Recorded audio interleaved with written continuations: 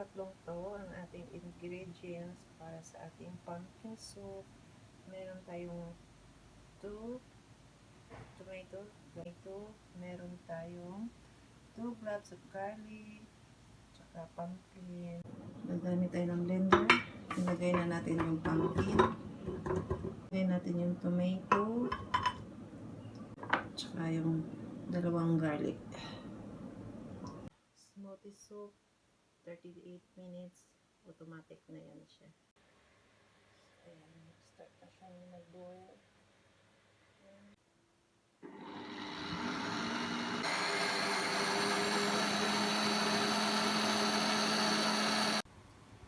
Ating initin yung soup.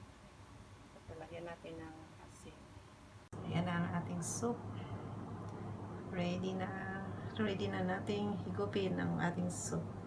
So,